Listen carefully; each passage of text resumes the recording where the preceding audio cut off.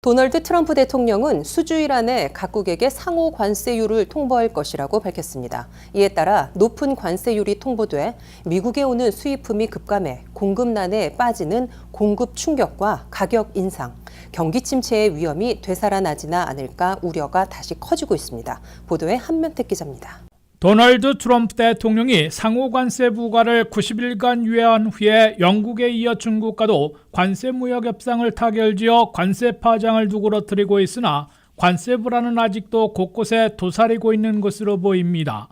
중동 지역을 순방한 트럼프 대통령은 수주일 안에 각국에 미국의 상호 관세율을 통보하게 될 것이라고 밝혔습니다. We have at the same time 150 countries that want to make a deal, but you're not able to see that many countries. So at a certain point over the next 2 to 3 weeks, I think Scott and Howard will be sending letters out essentially telling people, it would be very fair, but we'll be telling people what they'll be paying to do business in the United States. 트럼프 대통령은 미국과 거래하려는 국가들이 150개국이나 된다며 우리는 이들과 모두 만날 수는 없기 때문에 서한을 통해 미국과 비즈니스를 하려면 내야 하는 관세율을 알려주게 될 것이라고 설명했습니다. 미국의 관세율 통보는 스콧 베센트 재무장관과 하워드 러트닉 상무장관 명의의 공식 서한으로 알려주게 된다고 트럼프 대통령은 예고했습니다. 트럼프 대통령은 미국의 관세율은 매우 공정할 것이지만 미국과 비즈니스를 하려면 내야 하는 세율이 될 것이라고 밝혔습니다. 미국은 영국과 중국에 이어 한국과 일본 등 주요 교역 파트너들과는 직접 관세와 무역 협상을 벌여 주고받기 거래를 타결지을 것으로 예상되고 있습니다. 미국의 상호 관세율은 무역 적자를 줄이기 위한 지표로 활용하고 단지 수입품에 대한 관세를 매기는 것보다 미국에 대한 투자나 미국 상품 구매 등으로 주고받게 할 것으로 관측됩니다. 트럼프 행정부는 한국에게는 수백억, 수천억 달러를 투입해야 하는 알래스카 석유와 가스 개발 플랜에 한국 기업들의 투자를 유치하고 방위비 분담금을 더 올리려는 것으로 시사해왔습니다. 하지만 수주 안에 설정되는 각국과의 상호 관세율이 최초 발표 때와 같이 한국 25%, 일본 24%, 중국 34% 등 25% 이상으로 높게 책정될 경우 트럼프 관세 파장이 되살아날 것으로 우려되고 있습니다. 미국의 수입업자들과 소매업자들은 보편 관세 10%만 부과되면 가격 상승 없이 관세를 감당할 수 있으나 25% 이상 부과되면 상당 부분은 소비자 가격 인상으로 대처할 수밖에 없을 것이라고 강조하고 있습니다. 그럴 경우 미국행 선적이 급감하며 미국 내 소매업체들의 물건 공급이 제대로 안 되는 공급 대란 또는 공급 충격을 자주 겪게 될 것으로 경고되고 있습니다. 제롬 파웰 연방준비제도 의장은 미국 경제가 잦은 경제 상황과 정책 변화로 공급 충격에 빠지는 시기에 접어들고 있다고 강력 경고했습니다. We may be entering a period of more frequent and potentially more persistent supply shocks, a difficult challenge for the economy and for central banks.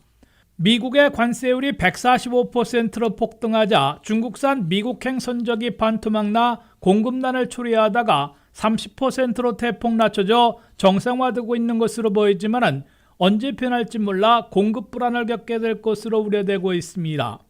최대 소매업체인 월마트는 트럼프 관세 부과가 90일간 유예되고 대폭 하향 조정됐으나 아직 고관세로 공급망이 불안하고 소비도 불확실해 가격을 올리기로 했다고 발표했습니다. WKTV 뉴스 한면택입니다. 미국과 중국이 관세 전쟁을 90일간 휴전하고 관세율도 획기적으로 낮추는 데 합의했습니다.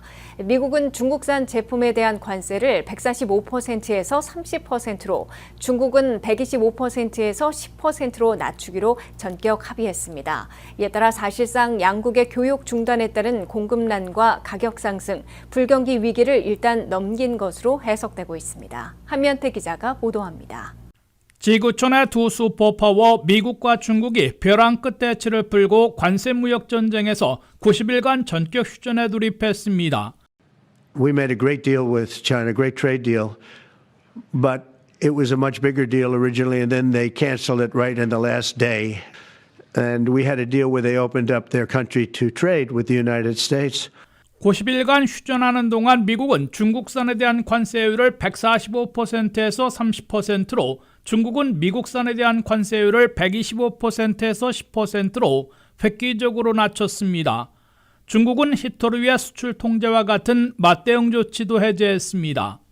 관세 부과와 맞보복, 재보복 조치로 벼랑 끝에 치로 치렀던 양국이 제네바에서 열린 첫 관세무역 협상에서 전격 90일 휴전과 맞대응 조치의 취소에 합의한 겁니다. 미국의 스콧 베센트 재무장관과 중국의 허리펑 경제부총리는 주말 동안 스위스 제네바에서 열린 첫 협상에서 90일간 휴전하며 거의 모든 맞대응 조치들을 서로 취소해 관세율을 145%에서 30%, 125%에서 10%로 대폭 낮추기로 합의했습니다.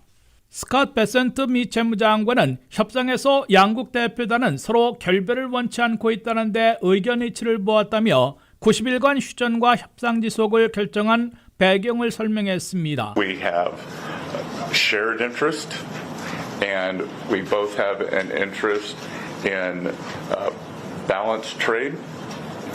The U.S. will continue moving towards that. 이에 따라 미중 간 관세 무역 전쟁으로 사실상 교역이 중단되며 공급난과 가격 상승, 불경기로 추락할 위기를 벼랑 끝에서 일단 넘긴 것으로 해석되고 있습니다. 미국의 145%와 중국의 125% 고일 관세로 벼랑 끝에서 대체하자 미국 수입업자들은 중국산 주문을 중단할 수밖에 없게 됐고, 중국의 미국행 선적은 30 내지 40%나 급감하고 계속 악화될 조짐을 보였습니다.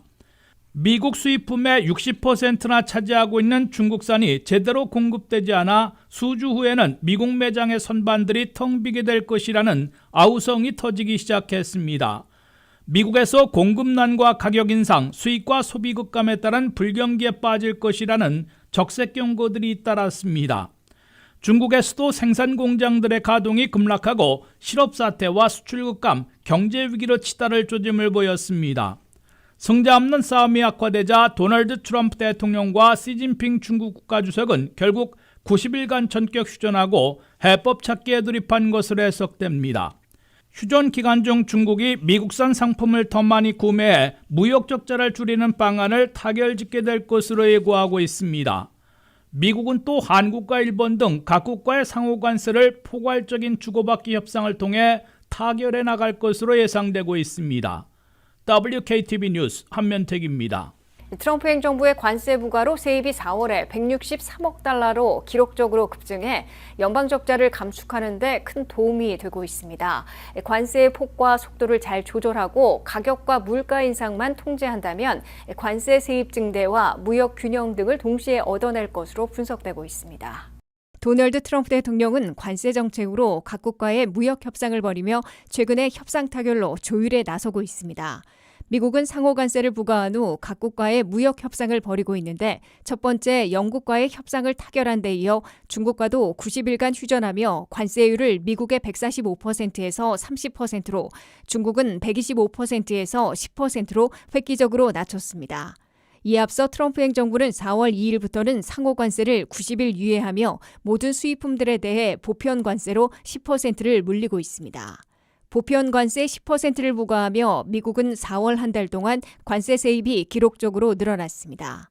재무부는 4월의 관세 세입은 163억 달러로 3월에 87억 5천만 달러에서 86% 급증했다고 발표했습니다. 특히 1년 전에 71억 달러보다는 2배 이상 기록적으로 급증한 것입니다. 이로써 올 들어 현재까지 미국의 관세 세입은 633억 달러로 전년 같은 기간보다 18% 늘어났습니다.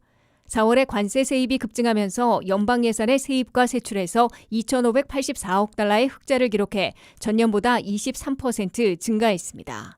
올 들어 전체 세입은 5% 늘어난 반면 세출도 9% 증가했습니다. 이에 따라 연방정부의 재정 적자는 1조 500억 달러로 감축했습니다. 다만 연방적자 1조 500억 달러는 아직 전년에 비해 13% 늘어난 수준입니다. 미국의 국가부채는 현재 36조 2천억 달러에 달하고 있습니다. 여기에 기준금리가 연속 동결되고 있어 엄청난 이자를 지불하고 있습니다. 연방 예산에서 국채에 대한 이자 지급은 4월에도 890억 달러를 기록했고 전회계연도 누계로는 5,790억 달러를 지불했습니다. 이자 지불은 연방 예산 지출 가운데 사회보장연금에 이어 두 번째로 많은 항목입니다. 여기에 국가부채 상한선에 8월이면 도달할 것으로 재무부는 밝히고 있습니다. 그때까지 국가부채 상한선을 다시 올려야 하는데 공화당 의회는 7월 4일 독립기념일까지 완료하려는 트럼프 감세 연장과 예산삭감 법안에서 부채 한도를 4조 달러 올리려 시도하고 있습니다. 미국의 4월 CPI 소비자 물가가 월간으로는 0.2% 올랐으나 연간으로는 2.3%로 더 진정됐습니다. 이는 4월 2일부터 트럼프 보편 관세 10%만 부과됐기 때문에 가격 인상과 물가 상승으로 이어지지 않은 것으로 해석되고 있습니다. 한면태 기자가 보도합니다. 미국의 4월 CPI 소비자 물가 지수가 트럼프 관세 정책과 미국 경제에도 하나의 가이드를 제공하고 있는 것으로 보입니다. 대도시 물가를 보여주는 4월의 CPI 소비자 물가는 월간으로는 0.2% 올랐으나 연간으로는 2.3%로 더 진정됐습니다. 3월에는 월간으로는 마이너스 0.1% 하락에 연간으로는 2.4% 인상을 기록했는데 4월에는 반대로 나온 겁니다. 지난해에 비해 식료품 가격은 2.8% 높은 편이지만 에너지 가격은 3.7% 떨어져 있습니다. 변동이 심한 식품과 에너지 가격을 제외한 코어 CPI, 즉 근원 소비자 물가는 4월에 전달과 같이 2.8%로 나왔습니다. CPI의 3분의 1이나 차지하고 있는 렌트비를 포함한 주거비는 전년보다 4% 오른 것으로 나타났습니다. 교통비는 2.5% 올랐는데 자동차 보험료가 아직 6.4% 비싼 편이고 자동차 수리비도 5.6% 올라 있는 반면 항공료는 7.9% 하락한 것으로 집계됐습니다. 의료비는 전년보다 3.1% 오른 것으로 나타났습니다. 4월 CPI가 연간 2.3%로 더 진정된 것은 트럼프 관세 여파가 아직 완전 반영되지 않은 덕분일 수도 있으나 관세를 10% 정도 부과하면 관세 세입을 늘리면서도 가격 상승, 물가 인상을 초래하지 않을 수도 있다는 신호를 보내고 있는 것으로 해석됩니다. 미국의 수입업자들과 소매업체들은 트럼프 관세 10%만 부과되면 그 정도는 수익 감소로 감수하고 가격을 올리지 않을 수 있다고 밝히고 있습니다. 도널드 트럼프 대통령은 4월 2일부터 상호 관세 부과를 90일간 유예하고 모든 미국 수입품들에 대해 보편 관세 10%만 물리고 있습니다. 자동차 관세 25%는 그대로 유지하고 있으나 철강과 알루미늄 관세를 이중으로 부과하지는 않기로 했습니다. 트럼프 행정부는 여기에 상호 관세 협상에서 영국과 첫 번째 주고받기 협상을 타결한 데 이어 중국과는 90일간 휴전하며 관세율을 미국 145%에서 30%로 중국 125%에서 10%로 대폭 낮췄습니다. 트럼프 행정부가 앞으로도 관세를 마구잡이로 부과하지 않고 각국과의 관세 무역 협상에서 미국에 대한 투자를 늘리면서 무역 적자를 줄이는 데 주력할 경우 미국민 가계 경제, 미국 경제 전반에 대한 관세 파장을 획기적으로 완화시켜 물가 불안과 소비 위축, 불경기 우려를 해소할 수 있을 것으로 기대되고 있습니다. WKTV 뉴스 한면택입니다. 공화당 의회가 마무리하고 있는 트럼프 감세 연장안에는 팁 소득과 오버타임 등에 대한 노텍스 공약이 대거 포함됐으나 사회보장연금에 대한 노텍스는 제외된 것으로 나타났습니다. 올 연말로 끝나는 2017년에 트럼프 감세 조치를 계속 연장하는 것은 물론 모든 납세자들에게 적용되는 스탠다드 디덕션을 개인 16,000달러, 부부 32,000달러로 소폭 인상할 것으로 제시했습니다. 1기 때보다 더 큰 규모의 2기 트럼프 감세 조치가 가시화되고 있습니다. 공화당 의회가 5월과 6월 안에 최종 가결한 후에 7월 4일 독립기념일까지 도널드 트럼프 대통령에게 보내려는 초대형 감세 연장을 위한 첫 예산 조정 법안이 구체화되고 있습니다. 예산 조정 법안은 각 상임위원회들의 정밀 심사를 거쳐야 하므로 시간이 많이 걸리지만 연방 하원과 상원에서 다수당인 공화당만의 지지로 통과시킬 수 있어 공화당 안으로 사실상 결정되고 있습니다. 공화당 하원이 공개한 트럼프 감세 조치 연장 법안에 따르면 올 연말 만료되는 2017년에 트럼프 1차 감세 조치를 재연장하게 됩니다. 트럼프 감세 조치 연장에만 10년간 4조 5천억 달러의 재원을 투입해야 할 것으로 계산되고 있습니다. 트럼프 감세 조치를 재연장하면서 트럼프 선거 공약이었던 각 노텍스 방안들도 대부분 포함시키고 있습니다. 팁 소득에 대한 노텍스, 오버타임, 즉 초과 근무 수당에 대한 노텍스 조치를 모두 포함시켰습니다. 여기에 자동차 할부 금융 시의 이자분에 대해선 세금을 매기지 않도록 하는 방안도 추가됐습니다. 다만 식당과 미용실, 네일케어 등의 업종에서 고임금 근로자들의 경우 세금을 덜 내려고 임금 소득을 팁 소득으로 속이는 행위는 금지시키게 됩니다. 반면에 막대한 재원이 추가되기 때문인 듯 사회보장연금에 대한 노텍스는 이번에 제외됐습니다. 대신 65세 이상 시니어들에 대해서는 스탠더드 디덕션을 $4,000 더 적용하는 보너스 디덕션을 제시하고 있습니다. 모든 납세자들이 제공받는 스탠더드 디덕션은 개인 $16,000, 부부 $32,000로 올라가기로 했습니다. 이는 현재보다 개인 $1,000, 부부 $2,000 인상되는 것입니다. 여기에 시니어들은 $4,000가 보너스로 추가되는 것입니다. 트럼프 일기에서 스탠다드 디덕션을 2배로 대폭 올린 후에는 대다수의 경우 항목별 비용을 공제할 필요 없이 스탠다드 디덕션 기준만큼 일괄 공제받고 있습니다. 공화당 하원안에서는 이와 함께 차일드 텍스 크레딧을 현재 $2,000에서 $2,500로 올리기로 했습니다. 대신 차일드 텍스 크레딧을 받으려면 부모가 사회보장 번호 있는 미국 시민권자이어야 가능하도록 제한하게 돼 자녀들이 미국 시민권자일지라도 부모가 불법 체류자이면 차일드 텍스 크레딧을 신청하지 못하도록 바꾸려 하고 있습니다. 연방 상하원을 장악하고 있는 공화당 하원은 5월 말까지 가결할 트럼프 감세 연장과 연방 예산 삭감 법안을 구체화하고 있습니다. 메디케이드에서 10년간 $7천억 이상 삭감하고 오바마 케어의 정부 보조도 $1,000억 이상 줄이겠다고 제시했습니다. 공화당 의회는 트럼프 감세 조치들을 연장하기 위해 사회안전망 예산을 $2조 정도 삭감하는 방안을 5월과 6월에 가결시켜 7월 4일 독립기념일까지 도널드 트럼프 대통령에게 보낸다는 목표로 추진하고 있습니다. 공화당 하원은 5월 말까지 가결할 트럼프 감세안 연장과 연방 예산 삭감 법안의 세부 내역을 공개했습니다. 공화당 하원은 특히 1조 5천억 내지 2조 달러 절약하기 위해 메디케이드와 오바마 케어 등 헬스케어에서 주로 삭감하겠다는 방안을 제시했습니다. 가장 큰 삭감은 저소득층 7,200만 명이 이용하고 있는 메디케이드에서 이루어지게 됩니다. 공화당 하원안은 메디케이드 예산에서만 10년간 $7,150억 삭감하겠다고 밝혔습니다. 그럴 경우 10년에 걸쳐 메디케이드 수혜자들이 860만 명 줄어들 것으로 의회 예산국은 추산했습니다. 한꺼번에 메디케이드 수혜자들이 이용 자격을 박탈당하는 것은 아니지만 달라지는 수혜 자격에 맞지 않는 사람들은 법 시행 초반에 대거 탈락할 것으로 예고되고 있습니다. 메디케이드를 대폭 삭감하는 방법으로는 연소득이 연방 빈곤선의 100%를 넘는 경우 코페이먼트를 내도록 의무화하고 거동이 가능한 육체에 자녀가 없는 성인들에게는 노동을 요구하게 되며 각 주에서 자격 여부를 정확하게 심사하게 됩니다. 정부 보조를 삭감하면 오바마 케어 가입자들의 월 프리미엄 보험료가 오를 것이란 예고가 나오고 있습니다. 메디케이드 삭감에 대해 공화당 상원의원들은 공화당 하원안보다 폭을 줄이려 시도할 가능성이 있어 최종안에서 얼마나 조정될지 주목을 끌고 있습니다. 도널드 트럼프 대통령은 공화당 하원안이 하나의 매우 멋진 법안이라며 지지 입장을 표명해왔습니다.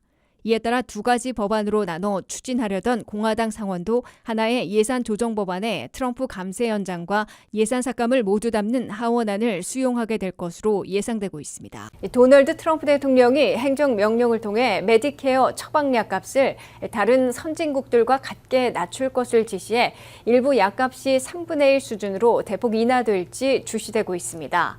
미국의 메디케어 처방약 값은 다른 OECD 회원국 30여 개국들보다 평균 3배 이상 비싼 것으로 나타나 있습니다. 도널드 트럼프 대통령이 6,800만 명이 이용하고 있는 메디케어 처방약값 낮추기에 총력전을 펴고 나섰습니다.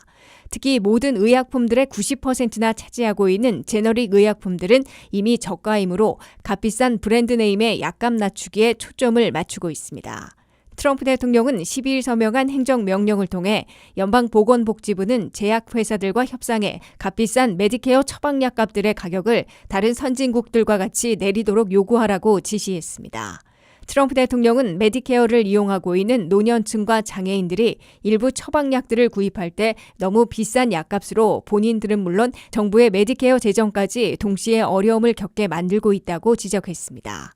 트럼프 행정부가 제약회사들과 협상해 처방약값 대폭 인하를 요구하려는 의약품들은 당뇨병 치료제로 큰 인기를 끌고 있으나 지나치게 비싼 오젬피크와 암 치료제, 주사제 등으로 꼽히고 있습니다.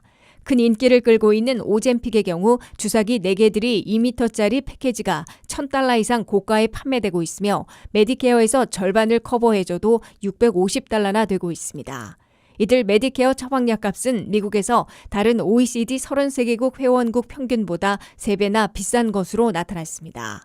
따라서 트럼프 행정부는 제약회사들에게 다른 선진국들과 같은 약값을 적용할 것을 요구하게 돼 현재보다 3분의 1 수준으로 대폭 인하하도록 압박할 것으로 예상되고 있습니다. 랜드 연구소의 조사 결과 전체 메디케어 처방약 값은 미국이 다른 OECD 회원국들 평균보다 2.78배 비싼 것으로 조사됐습니다. 더욱이 그중에 값비싼 브랜드네임 처방약 값은 미국이 다른 선진국들보다 4.2배나 비싼 것으로 랜드 연구소는 밝혔습니다. 트럼프 행정부의 이번 처방약값 인하 추진 방안은 그러나 제약회사들로부터 소송을 당할 게 분명해 최종 실현될 수 있을지는 아직 불확실한 것으로 보입니다. 트럼프 대통령은 1기 임기 때에도 메디케어 처방약값 대폭 인하 방안을 추진했다가 소송을 당했고 연방법원에서 제동을 거는 바람에 무산된 바 있습니다.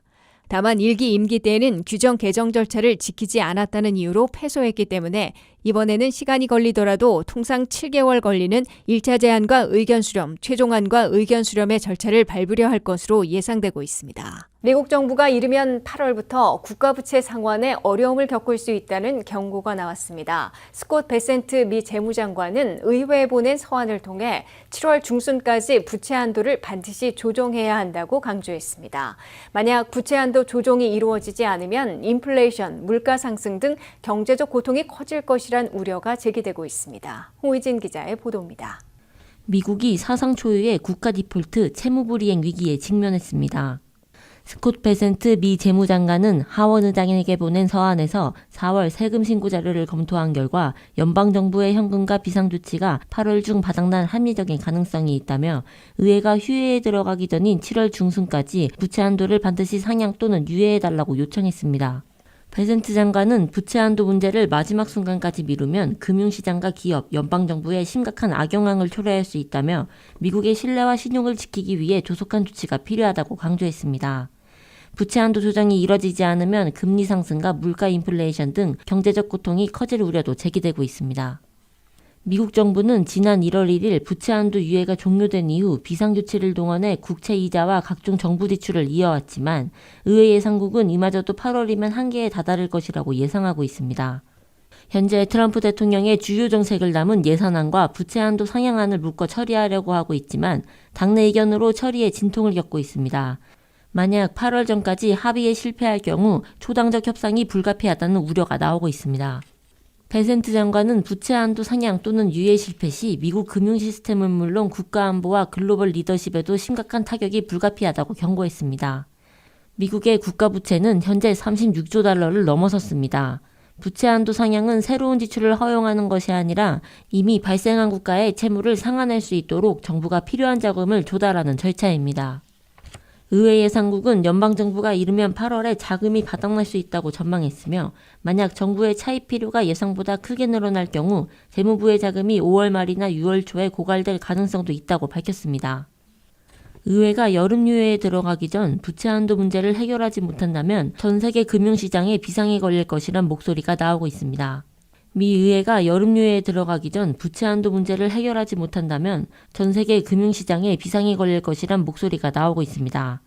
미국 정부의 부채 한도 문제 해결 여부가 전 세계 경제에 큰 영향을 미칠 것으로 예상되는 가운데 의회가 여름 유예 전까지 어떤 결정을 내릴지 주목되고 있습니다. WKTV 뉴스 홍의진입니다. 미국 가정의 60%나 현재의 소득으로 생활비를 충당하기 어렵다고 하소연하고 있습니다. 일일 생필품, 주거비, 자녀 교육과 보육 등에 드는 비용이 계속 급등하는 반면 소득은 제자리 걸음하거나 심지어 줄어들고 있어 미국민 가계 경제가 갈수록 악화되고 있는 것으로 조사되고 있습니다. 미국에서 중산층이 갈수록 줄어들면서 벌고 있는 소득으로 생활비조차 충당하지 못하고 있다는 탄식의 소리가 커지고 있다고 CBS 뉴스가 보도했습니다. 미국 가정의 60%나 현재의 소득으로 매달 생활비를 내기도 힘든 상태라고 답하고 있습니다. 미국 가정에서는 먹거리를 비롯한 일일 생필품, 렌트비나 모기지 등 주거비, 유틸리티와 인터넷, 전화 비용, 자녀 교육과 보육 비용, 헬스케어 비용 등을 매달 감당해야 하는데 소득으로 이를 충당하지 못하는 경우가 60%나 차지하고 있는 겁니다. 미국 가정의 60%는 2023년 한 해 가구당 평균 3만 8천 달러를 벌었으나 기본적인 생활비는 6만 7천 달러나 낸 것으로 조사됐습니다. 특히 팬데믹 이후 미국의 물가가 최고치로 급등하면서 생활비용이 천정부지로 치솟았기 때문에 물가가 진정된 현재까지도 생활비 충당에 큰 어려움을 겪고 있다고 CBS 뉴스는 분석했습니다. 물가 급등으로 이들 미국 가정 60%는 실질 소득이 마이너스 4%를 기록해 생활비 충당의 길이 더 멀어진 것으로 나타났습니다. 이는 하위 60%의 소득이 상위 40%의 소득보다 절반 이하에 그친 것으로 나타났습니다. 반면 2021년부터 2023년 사이에 기본 생활비는 2배로 뛰었습니다. 렌트비와 집값은 끝없이 오르고 있고 헬스케어 비용도 상승했습니다. 주립대학 학비는 이 기간 중 122%나 급등했습니다. 미국의 CPI 소비자 물가는 최고치로 정점을 찍었던 2022년 6월 9.1%까지 치솟은 바 있습니다. 현재 5월의 CPI는 2.3%로 거의 정상을 되찾았습니다. 그렇지만 일일 생필품을 제외하고 렌트비 등 주거비, 자동차 보험료 등 교통비, 의료비 등은 한 번 올라가면 좀처럼 내려가지 않아 생활고를 가중시키고 있습니다. 이 때문에 빈부차와 소득 불균형의 심화로 공정과 아메리칸 드림이 상실되고 사회 불안만 가중되고 있는 것으로 지적되고 있습니다. 최근 메릴랜드와 버지니아 일부 지역에 내린 폭우로 남자 어린이 한 명이 급류에 휩쓸려 사망하고 도로가 침수되는 등 크고 작은 피해가 속출했습니다. 기상당국은 불안정한 대기 탓에 강풍과 천둥 번개를 동반한 폭우 현상이 나타날 수 있다고 경고했습니다. 급기야 주정부는 비상사태를 선포했습니다. 지난 13일부터 메릴랜드와 버지니아 서부 지역을 중심으로 최대 240mm의 폭우가 내려 한 명이 사망하고 수백여 명의 이재민이 발생했습니다. 15일 밤부터는 포토맥 강과 라파에녹 강 상류 지역 수위가 위험 수준에 도달해 웨스무어 메릴랜드 주지사가 비상사태를 선포했습니다. 포토맥 강 서쪽의 메릴랜드 프레데릭 카운티와 버지니아 라우던 카운티 지역의 두 강 상류 지역은 급류가 형성돼 강변 진입이 금지됐습니다. 오늘 16일 오전부터는 포토맥 강 하류 지역인 워싱턴 DC 조지타운과 와프 강변 부두 연안 수위가 급격하게 높아지고 있습니다. 당국에서는 오늘 밤 늦게까지 포토맥 강 하류 저지대 지역의 홍수 위험이 매우 높다고 전했습니다. 무어 주지사는 폭우로 인해 메릴랜드 대부분의 지역이 직접적인 홍수 위험에 노출됐다며 긴급 대응팀을 중심으로 위기를 잘 헤쳐나가길 바란다고 전했습니다. 무어 주지사는 피해가 집중된 서부 산간 지역인 알레게니 카운티로 방문하고 최대한의 피해 복구 지원을 약속하기도 했습니다. 연방기상청 NWS는 오늘 밤이나 내일 아침까지 매우 심한 천둥 번개와 함께 일부 지역에서는 주먹만한 크기의 우박이 내려 심각한 피해를 입을 수 있다고 경고했습니다. 우박이 내릴 수 있는 곳은 워싱턴 메트로 지역 반경 100마일 이상 지역입니다. 당국에서는 심각한 폭풍우 위험 5단계 중 3번째 단계로 격상시킨 상태입니다. 5월부터 9월 사이 급격하게 기온이 상승하면서 불안정한 대기의 영향으로 우박 피해가 집중되고 있습니다. 이번 주말 고온다습한 날씨가 이어지면서 대기 불안정 현상이 지속되다가 일요일 오후부터는 습도가 줄어들고 80도 안팎의 낮 최고 기온을 기록할 것으로 보입니다.